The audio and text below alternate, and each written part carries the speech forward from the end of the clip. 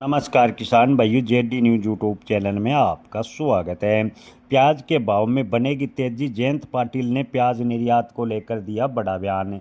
किसान भाइयों, प्याज को लेकर लगातार राजनीति होती रहती है, लेकिन प्याज किसानों की ओर सरकारों का ध्यान अभी तक गया हो वो धरातल पर नजर नहीं आता। यहाँ किसान भाइयों, जब कभी प्याज के भाव एक आध बार बढ़ते हैं तो प्याज के भाव गिराने की जुगत में सभी पार्टियों की सरकार लग जाती है। लेकिन पिछले 2 सालों की बात करें तो अब की बार और पिछले साल प्याज के भाव काफ़ी कम किसानों को मिले और किसान पूर्ण रूप से बर्बाद हो रहे हैं। आर्थिक कमर किसानों की पूर्ण रूप से टूट गई है, लेकिन किसी भी सरकार ने प्याज किसानों की हित की ओर ध्यान नहीं दिया। हालांकि बयानबाजी किसानों के पक्ष में होती रही, किसानों को सिर्फ आश्वासन दिया। आश्वासन के अलावा प्याज किसानों को हालात सुधारने के लिए किसी भी पार्टी की सरकार ने कोई प्रयास अभी तक नहीं किया।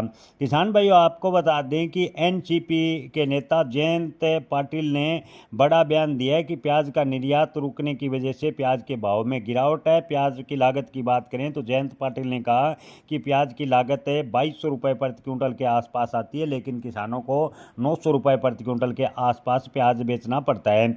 जयंत पाटिल ने कहा कि ऐसे में सरकार को प्याज निर्यात बढ़ाने के साथ साथ प्याज का न्यूनतम समर्थन मूल्य लागू करना चाहिए और प्याज का न्यूनतम समर्थन मूल्य सरकार कम से कम 30 रुपये तय करे ताकि किसानों को थोड़ा बहुत फायदा हो सके। हालांकि किसान भाइयों, आपको बता दें कि महाराष्ट्र के प्याज किसानों का आरोप है कि प्याज किसानों की आर्थिक तंगी के लिए केंद्र और विपक्ष सरकार दोनों जिम्मेवार हैं। यानी केंद्र सरकार के साथ साथ विपक्ष भी प्याज किसानों के हालात के जिम्मेवार हैं, क्योंकि विपक्ष ने भी किसानों के हित में कोई फैसला बनाने के लिए सरकार पर अभी तक कोई दबाव नहीं बनाया। पाटिल ने आपको बता दें कि कहा कि प्याज के भाव की बात करें तो 3,000 रुपये प्रति क्विंटल कम से कम होना चाहिए। किसान दोहरे संकट का सामना करने पड़ रहे हैं। पश्चिमी एशिया में संघर्ष की वजह से प्याज का निर्यात ठप है और बेमौसम बारिश की वजह से कटाई के चरण पर प्याज फसल को भारी नुकसान हुआ है। किसानों को दोहरी मार पड़ रही है और प्याज का न्यूनतम समर्थन मूल्य अगर सरकार लागू नहीं करती है तो किसानों को बड़ा नुकसान उठाना पड़ेगा। पाटिल ने राज्य सरकार को तुरंत दखल देने के लिए प्याज निर्यात फिर से शुरू करने की कोशिश करने को लेकर कहा है और किसानों को राहत देने के लिए सही कीमत का ऐलान करने की अपील की है। उन्होंने कहा यानी राज्य सरकार अगर प्याज का न्यूनतम समर्थन मूल्य लागू करने में सफल नहीं होती तो भावांतर योजना के तहत प्याज का निश्चित मूल्य 30 रुपये तय करें। यानी अगर मान लीजिए 1,000 रुपये प्रति क्विंटल किसान का प्याज बिकता है तो राज्य सरकार 2,000 रुपये प्रति क्विंटल के हिसाब से किसानों को अपनी ओर से आर्थिक सहायता दे ताकि किसानों को थोड़ा फायदा हो सके। यानी भावांतर योजना प्याज पर लागू करे।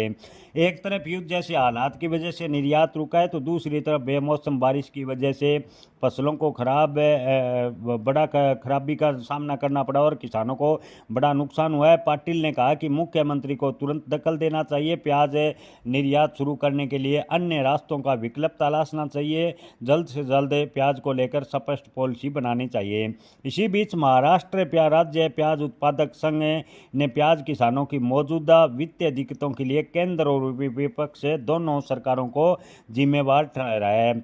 महाराष्ट्र राज्य प्याज उत्पादक संघ के संस्थापक अध्यक्ष भरत दिगोले ने कहा कि केंद्र सरकार 2023 में प्याज के निर्यात पर अचानक प्रतिबंध लगाने के फैसले के बाद से लगातार प्याज के भाव में गिरावट आई। किसानों को बड़ा नुकसान उठाना पड़ा। निर्यात पाबंदी के तहत निर्यात शुल्क और न्यूनतम निर्यात मूल्य जैसी पाबंदियां लगा दी गई।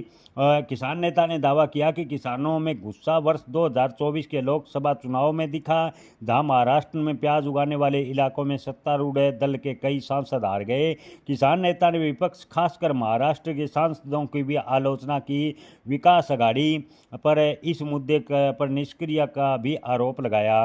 दिगोले ने कहा कि किसानों को समर्थन मूल्य दिए जाने के बावजूद महाराष्ट्र में 31 MVA सांसद प्याज के संकट पर मजबूत और एकजुट रुख लेने में कामयाब है। यानी महाराष्ट्र व देश भर के जो प्याज के इलाकों के जो सांसद चुनकर जाते हैं वो प्याज के मुद्दों को जो लोकसभा में नहीं उठाते। इस वजह से प्याज के भाव पर सरकार कोई कदम नहीं उठा रही और किसानों को बड़ा नुकसान उठाना पड़ रहा है। किसान भाइयों, आप इस पर क्या विचार रखते हैं? अपने विचार कमेंट में जरूर बताएं। जय किसान, धन्यवाद।